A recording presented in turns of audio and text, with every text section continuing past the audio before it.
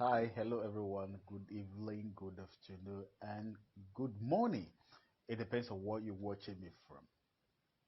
I'm so happy to come your way again today. Today I'm going to be looking. We're going to be looking at. I have a guest. Yeah, I have a guest. We're going to be looking at Gen Z. Are they mannerless or they are just expressive? Because that particular generation are the people that are, will I say, when most misunderstood. Their behavior, their expressions, and all sort of things about them are most often time misunderstood.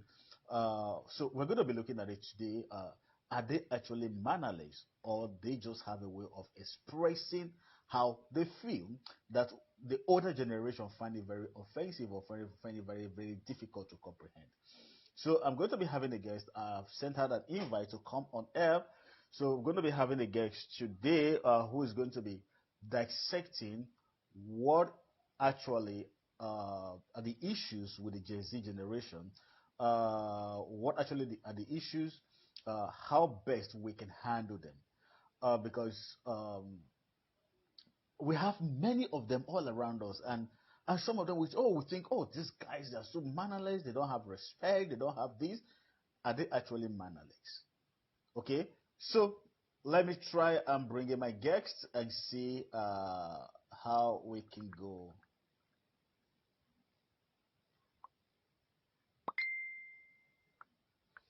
I see how we can go. Yeah, she's coming up.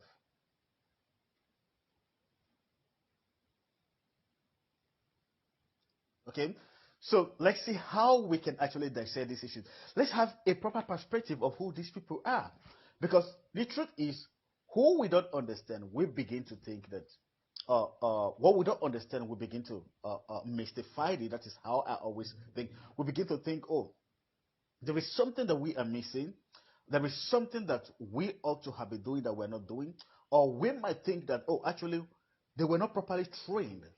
Is it that they were not actually properly trained? Is it that they just have their own way of doing things, or the way they want to do things? That you see, most often time, actually, what happened is when like we, my generation, okay, the way we were raised, you don't talk back to elders. Even if the elder is wrong, you don't talk back to the elders. You don't express yourself. Even if you express it in a manner that is not supposed to be offensive, but as long as you talk back to an elder, it is tend to be an offense. As long as you question an order, or you just want to find out, okay, go and do this. Why do you want me to do it? Are we not supposed to do it this way and do it this way? So many of us we find that very, very offensive, and actually, I think that have been. I don't know. Okay, I don't know. I mean, try to bring in my guest.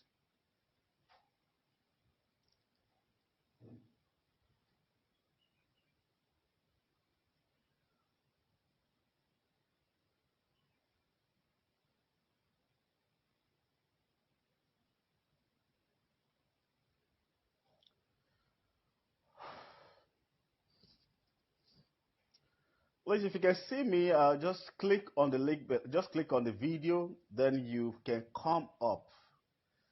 Just click on the video. You can come up. I've sent you an invite to come up. Just click on the video up. Just click on the video. You can come up on L, so we can have this conversation. We can actually understand the Gen Z and their attitude, their mood, their behavior, how their perceptions. So those are the things we are going to be dissecting today. What are the misconceptions about their behavior? So we are going to be looking at it today. So I'm just waiting for her to come about so that we can kick this conversation starting. Um,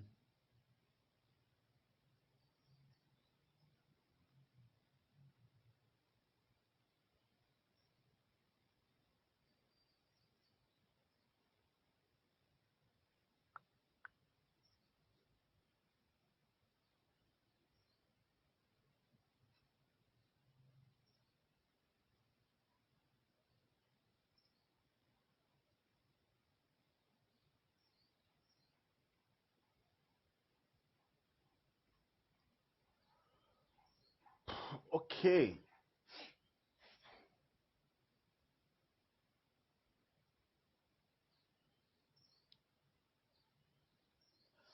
My friend, thank you very much. Thank you very much. Um, I don't know if you can if you can hear me. I'm just waiting for you to connect with me so that we can have this conversation.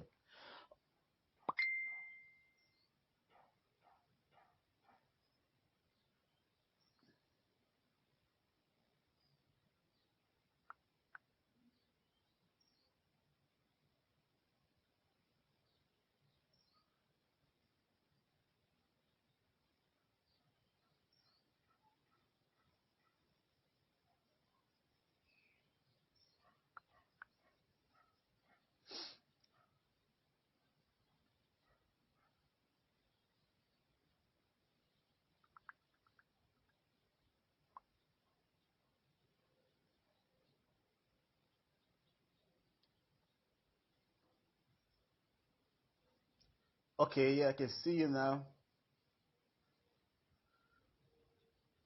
Okay, I'm bringing her up.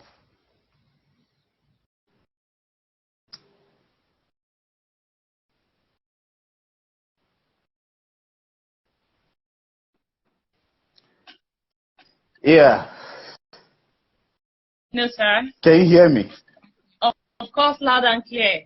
Good afternoon. So good to have you. Oh, finally, we are doing this. So I have to quickly So, run to oh, grab this. sorry, sorry about that. Sorry about it. So I didn't hear your introduction. So Yeah, I did introduction, but let me introduce you again. Are you an author? You have written, I think about 2 books or 3 books I could see. Understanding Your Child, Manners of Poise, and Body Smart. Sorry, yeah, Body Smart. I think those are the 3 books I saw, and you are the founder of Beyond Etiquette. So I think those are the. Can you hear me clearly? I can hear you. Mhm. So now, first of all, I want to, before we go into the what we want to discuss, let me talk about understanding your child. What motivates you to write that book, or what inspired you to write that book, Understanding Your Child? Was it a personal Okay. experience? Was it a personal struggle? I would say it's a mix of all. And first of all, I have over 20 books I've written, books for parents and books for children. The books in hard copies are Manners, Poise, and More, Understanding Your Child, are Body Smart. They are the ones in hard copies. Other books, over 10 books, over 10, 12, 13 books are all in soft copies. So understanding your child. Okay, first of all, I have a background in psychology. So when I was in school studying psychology, there was something that I was always quick to notice that people, we don't behave different. We don't behave the same. Even I live in Lagos, and for example, you are driving on the road of Lagos, you see someone, your car can just brush past someone's own in just nothing, and they will stop and start ranting, you know who I am, and all of that. And then another person will be in that situation, and they will just say, oh, never mind, and they will drive past. You know, these things are, I've always known that. Then I had nieces, I had nephews. I lived in school. I lived in a compound that had very many neighbors, landlords, and all of that. I knew there was something, and I have uncles also who are, they were born the same place, nurtured, and they are 2 personalities apart, two extreme apart. You know, so that was one of the things that actually got me curious, wanting to know why people are so different and what difference does this, what effect, what impact does this difference in human nature makes actually. And that was why I wrote Understanding Your Child. And then I came fully into parenting, and I realized that these differences are from childhood, and they can either be nurtured to be positive, or they can be, we can just be careless. And I realized that parents, we complain, we do a lot of comparison. Your mates are this, your mates are that. They are all primary because we don't know that so many children are not the same. So, and I have children of my own now, and I'm seeing this. And I've taught in schools also. So it's just my way of letting parents know that, hey, every child is not the same. No matter who your child is, your child can be whatever your child has been designed to be. Wow, interesting. Honestly, interesting. Okay, now we're looking at the Gen Z. Okay, are they mannerless or are they just expressive? Because this particular set of people, I would say, have been well misunderstood. Well, I say misunderstood. Okay, yeah, misrepresented. Let me use that word. The way they behave, their boldness, their manners, the way they comprehend the things, and the ability to question things. And so it makes me to wonder, is it that they are mannerless or they are just being expressive? You know, it is always is a big question. Are the Gen Zs mannerless or they are being expressive? I would say, first of all, that every time, every age or every generation has its own peculiarities. And you know, they have a culture. Now, apart from having a culture, every generation having a culture, there is something called cause and effect. Things happen to get responses, to get reactions. So I wouldn't say the Gen Zs are being mannerless. I would say they are expressive. Now, not just being expressive, I know that from time to time, there are always exceptions to every rule. Even in the generations that were so docile, that were so compliant and all of that, there were still exceptions. There were very many exceptions. In the generation before us, we had Fela, Nicolas Bokuti, right? Those were a typical compliant generation, but he was away from the norm. So there are always exceptions. But for us to generalize and say Gen Zs are mannerless, nah. I always say they are expressive. Wow, interesting. Okay, now let's look at it from this dimension, because I think most of the older generation actually find it very difficult to relate with them. That is the most important thing. The old is it clear now? Can you hear me?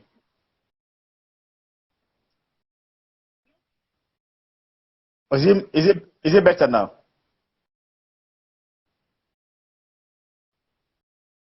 Is it better now? Okay. Okay. I said the older generation, particularly like we, our old generation, or a generation older than us, find it very difficult to relate with them, because we tell them that they are mannerless, they don't want to listen, they have their own way of behaving, they don't want to listen to everybody. Could it be that the problem actually is not from the Gen Z, the problem is actually the older generation who find it very difficult to understand their peculiar nature?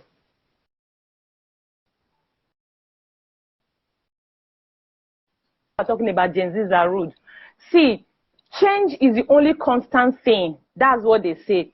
The older generation, the Generation X, the millennial generation, they have refused to evolve. They are not evolving. They are remaining in that position. And you know what? These Gen Zs are not just being expressive because they want to. It is not like I said cause and effect. Something happens for something to happen. This Generation Z is not that they just gave birth to them and say, yeah, go and be expressive, go and be rude. It came in their DNA. No. Times have so much changed. And do you know what? It's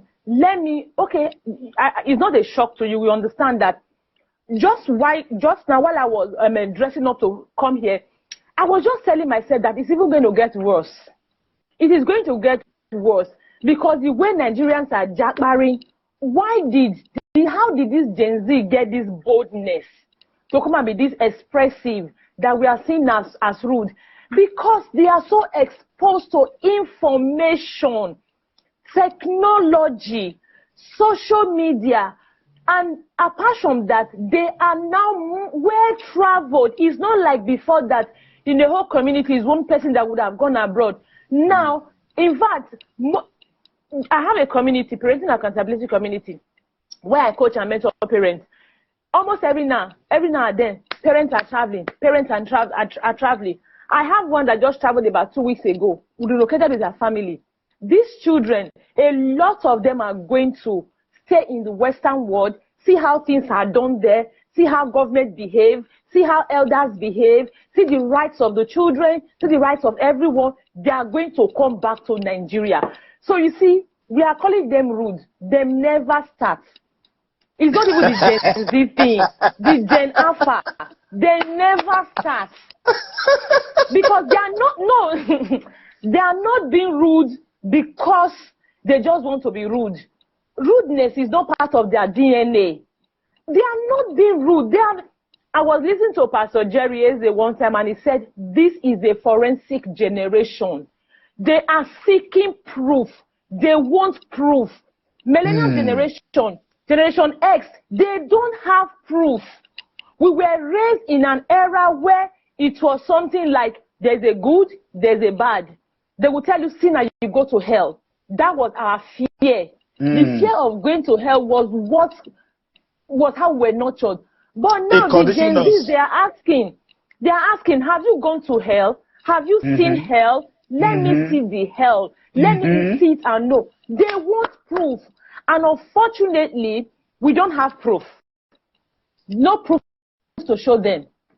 So because you don't have proof, they will challenge you. They are not being rude. They will challenge you. And when you cannot convince them, they are likely going to just, do their own. They have not started though.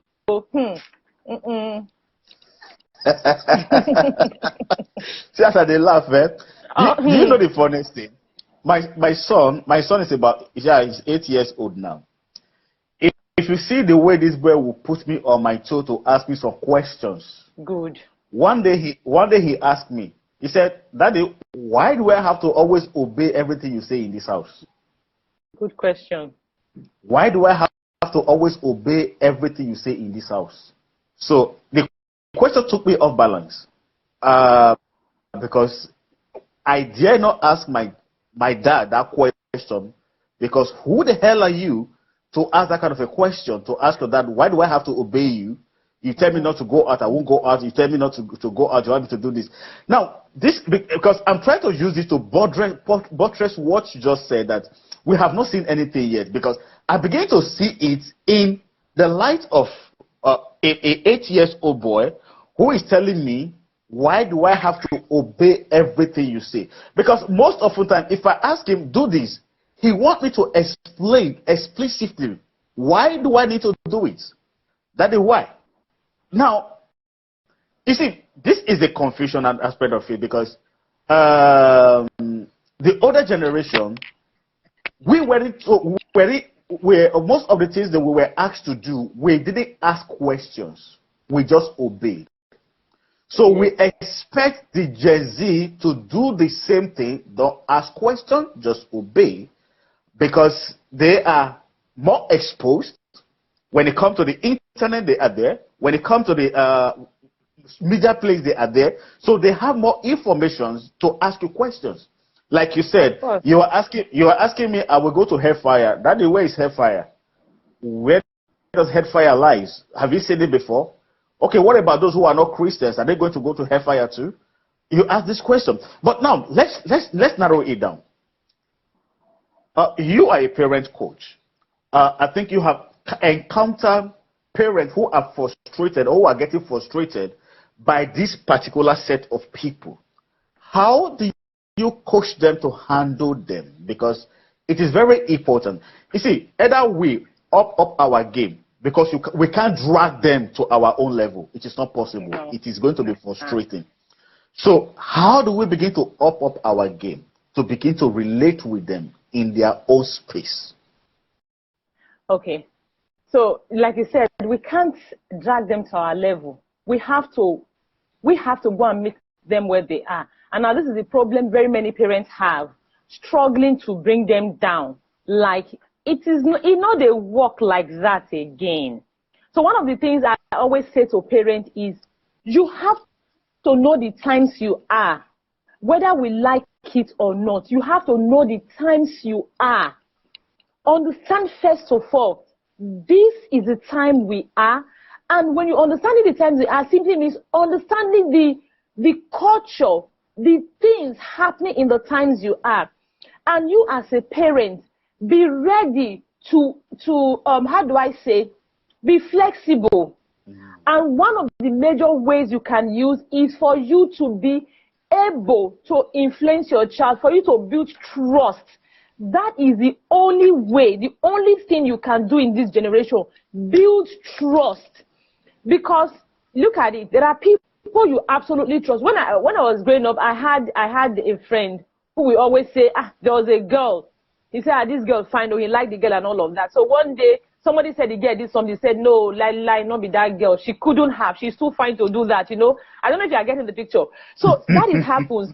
When there are people you are so loyal to, right? Even when people come and give you excuses why you should not be loyal to them, you cannot fathom it, you cannot comprehend it. You are just loyal to them. That is the kind of trust, you know, coming from the Bible, the kind of trust Isaac had for Abraham. I'm a Christian, and I think I know you are a Christian too. The kind of trust Isaac had for Abraham. Isaac may not have been so dumb, like, let's say, talking about understanding your child, even if he was phlegmatic, even if he was a docile child. The father said he knows that every time they go and sacrifice, the father asked him to prepare the sacrifice, and prepared everything. They got to the place they were going to use the sacrifice. He looked around, he did not see any animal. He asked his father. His father said God will provide. He believed his father. He did not have the fear that, this guy, this one, so I don't understand though. We did not record, there was no record that he was afraid. There was no record that he doubted his father. There was no record that he pressured his father. There was no record that he tried to escape. Which simply means that he absolutely trusted his father, like, this man cannot kill me. Even if he wants to kill me, maybe that's the will of God. So that is kind of influence we want to have on our children. So that when you have that kind of influence, your children trust you. When you now begin to tell them that, okay, this is not the way, it is easy for them. They may not even want to doubt it. Because this time you can no longer force them. You cannot force them. So you want to be able to influence them. And being able to influence them takes a whole lot of things. I wrote just like a short post some time ago. I said, you know, when it comes to parenting, now that we have brought it to parenting, we always believe in yelling and flogging and all of that. I said, have you ever thought that Jesus Christ's tool was not that? Look at the people. Look at the tax collector. Look at the Samaritan woman, the prostitute. Samaritan woman, the prostitute, yeah. Look at the way Jesus Christ, and all the rest. Look at the way Jesus Christ kind of converted them or convinced them. He connected with them. He did not judge them. The tax collector, he told him, I'll come and dine with you. Even though he was a sinner. Mary, he said, everyone, the Samaritan woman, just look at, he connected with them. So because of that unconditional love he showed them, despite their sinful nature and all of that, it was easy for him to influence them, for them to believe him. This is one of a kind of a man or something. The same thing if we can have that connection, influence over our children. One thing about being able to influence your children is that even though they don't believe what you uphold, the fear of hurting you will also keep them on the right path. That's another thing we don't know. So what we can do in this generation is to begin to deliberately build such connection that can lead to influence with our children. Talking about being able to, because if you look at it really, we don't have all the answers. So all the answers, yeah, you're right. We don't have all the answers. Yeah, you're right. All the things they are going to question. Like, okay, let me give you a practical example. In my place, there's something they do, like if a woman gets married and gives birth or something like that, there's everything they go and present.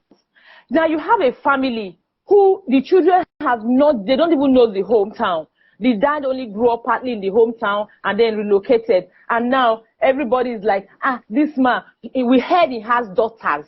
He has not come to bring every day. So the other day I was talking about it with someone. I said, I can imagine me telling my daughter, there's something called every day in my place. I must do it. And she asking me, Mommy, why do you have to do it? I'll say, it is a tradition, it's the way, something we are doing. The same me probably relocates to a different country, and my daughter says, oh, Mommy, can I wear this bikini and bikini out? It's a sunny day. And I tell her, no, don't do that. it's not decent. And she tells me why. I say, because it's not decent, it's not right. And she tells me, but it's the way of life of the people here. Everybody is doing it now. Why can't I do it? And I say, it's not right. And then she reminds me, if I don't have to do it because everybody is doing it, if I don't have to do it because it's the way of the people here, then why are you obligated to take the say to your people? To the village. To the village, because it will not make sense to her. It's contradictory. Just like I'm telling, this is it. This is where the problem is. Because this generation Z, they are not understanding. We can't explain to them because we don't even have explanations for some of these things. So it doesn't make sense to them, and so they are questioning it. They need proof. You can't give them proof, and you want them to just swallow what you are saying, hook, line, and sinker. They are not swallowing it. And because we have not evolved. We have a lot of traumas we have not healed from. We want to force it down their throat. You must swallow what I'm saying. It's because I said it, you must do it. And they say no, and we say, oh, they are rude. Interesting. You talk about we have a lot of trauma, which is true.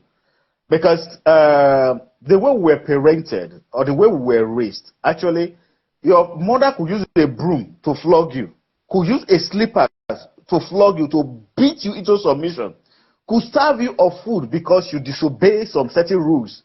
In fact, I could remember when my grandmom used K to wake me up at night. I was sleeping soundly. I did something in the afternoon. Oh my gosh. I did something in the afternoon. So I was trying to have my sleep at night. And I woke, in fact, he woke me up with a cane. Not once, not twice, not thrice. So I opened my mouth, nothing came out. I tried to shout, nothing came out. You see, that is how those things are, we are traumatized. And we want to use that same method. When these children are not obeying us the way we obey those children, we get offended. Not knowing that we're actually coming from the point of we being traumatized. We think, I didn't question my parents, so you shouldn't question me. I didn't disobey my parents, you shouldn't disobey me. So when we are being questioned, we see it as disobedience. Yeah. When they disagree with us, we see it as an offense. Why would you disagree? You have to obey. Now, as we round up, I want to, because you already mentioned the steps that we ought to have been taking. We have to level up. We have to do this. But these children are build influence. These children are far ahead of us when it comes to technology. And many of these parents actually don't understand the world of technology the way these children do. So how can we begin to brace up? Though we might not be able to get it up to the level they have gotten it, but we need to, because if you want to actually influence somebody, you have to go into their space. It's like now somebody is coming to visit me. If you think you are my friend, you stay outside calling me. I might not come outside to come and meet you. I expect you to come into my house. When you come into my house, so we can talk, we can have a very wonderful conversation, we can shake our hands, we can drink, we can laugh. But how do we begin to open that door to go into their space? In all ramifications, technology, the media and everything, should parents begin to intentionally go for training to be able to level up with these children, because it is mandatory that we train them. We can't throw them out because we think they are rude, which actually they are not. You have stated it, which is true. How do we begin to level up so that we can actually bring them up and make them understand we are not trying to limit them, but we are trying to help them to express themselves much better?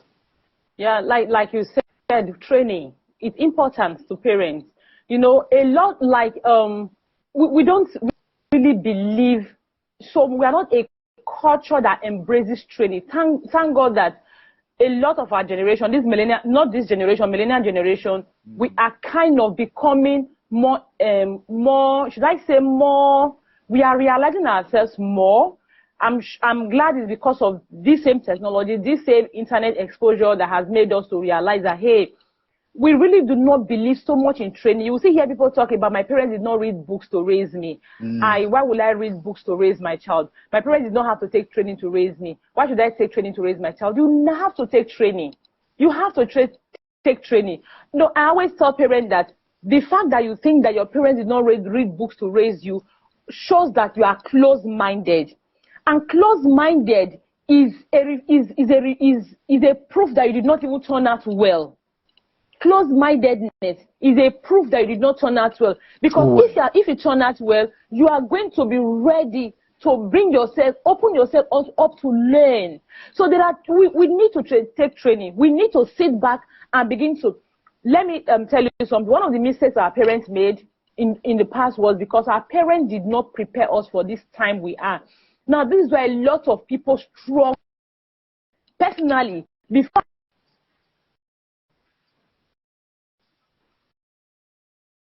I struggled so much that I knew I had this passion. I knew I could do this. You can wake me up in the middle of the night and I'll tell you parenting. I'll talk to you about parenting.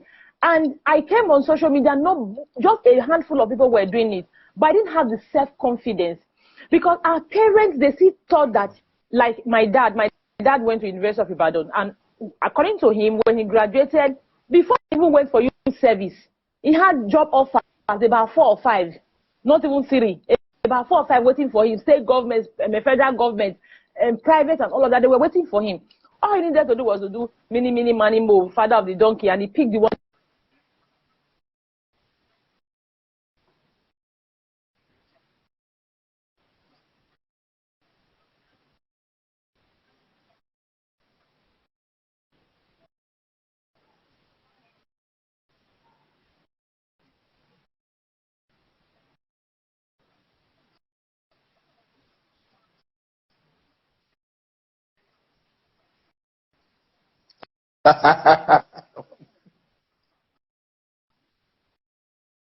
Protective of their children. So they didn't allow their children to develop life skills that will help them navigate the times we are now, because they didn't have a foresight. That was the mistake they made. They had good intentions, but they didn't have a foresight. Now that you, as a parent,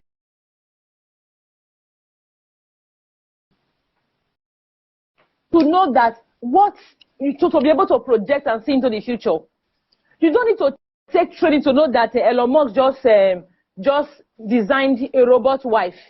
You don't need to take training. Can you hear me? Someone said he can't hear me again. I can hear you. Okay. You don't need to take training to know that Elon Musk just designed a robot.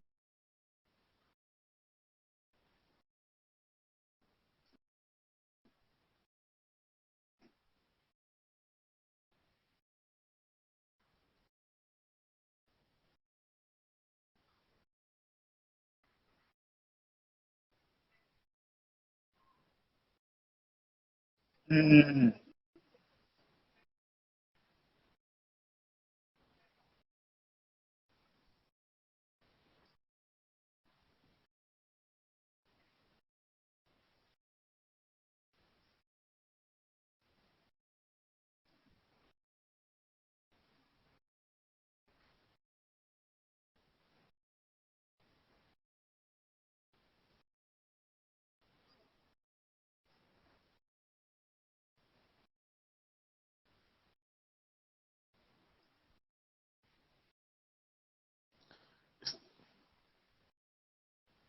Mm.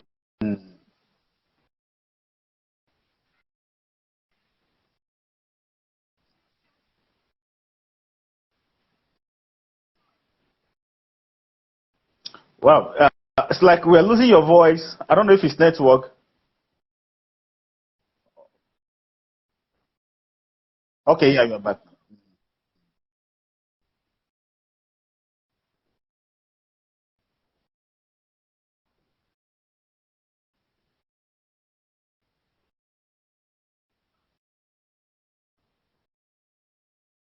I can, yeah, I can hear you now. Yeah, I can hear you. But it's breaking. It's breaking. I can hear you. Can you hear me?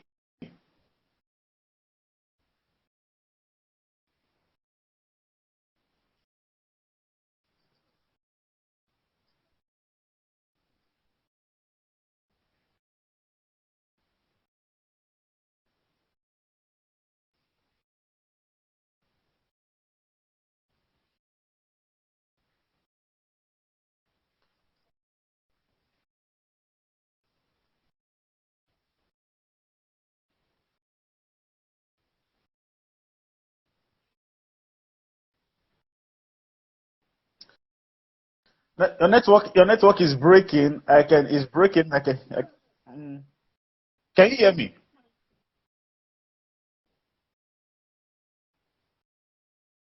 Hello?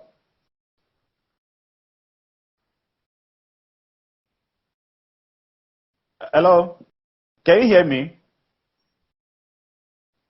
Oh, network is from her end is acting up strangely. I hope it get better so that she can actually come. Let's so we round up this. I think what she's trying to explain is we actually need serious training. We don't have to raise our children the way we were raised. Like she said, many things are happening around the world. Many things are happening. Scientists are developing new things. We need to find a way to. Oh, she's gone. Okay, let me see if I can bring her up back again.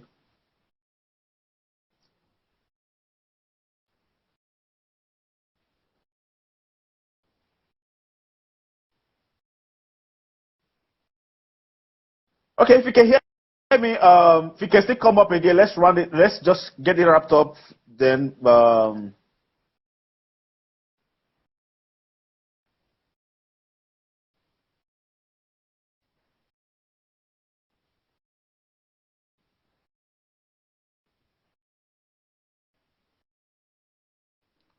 okay.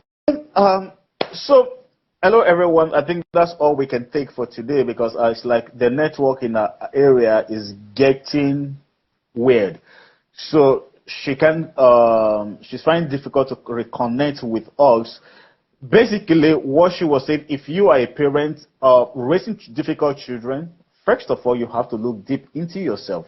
Is it the children that are actually difficult, or is you doesn't have the ability to understand who they are and your ability to connect with them, your ability to build trust with them? So those are most of the issues that you should look out for because most of the time we point a finger at our children. My children are so rude. My children are disobedient. My children are this. Have you actually looked at your parenting style? Have you actually looked deeply inside you to understand that who you are is who you are trying to make your children to be? That is the conflict of interest. Because children want to express themselves differently, that you want to physique them in a particular sport, and which might be very, very, very difficult for you to do. Every child is unique. Every child has his own way he wants to behave, how he wants to be treated. Have you discovered that about your children? So that's where we draw the curtain today. Thank you very much. Olusoya, my friend, Sheyi, thank you very much. Shirley Eguabo, thank you very much. Thank you very much, everyone. I deeply appreciate you for watching. Please help share the video and let other parents actually know that the Gen Z generation or the Gen Z are actually not rude. They are only expressive. So if you're finding it difficult, go and learn what it takes to be a parent. Because yeah, when she was running up, she said, many people think, oh, my parents did not read any book for them to train me. But you attended the university, spent 4 or 5 years, 6 years, it depends, reading a course to become what? To become an engineer. But you think becoming a parent, because you're an adult, you gave birth to children, so you become an effective parent. You see, there's a difference between having children and becoming an effective parent. So there are two different things we have to differentiate in between the two. Thank you very much, and God bless you all.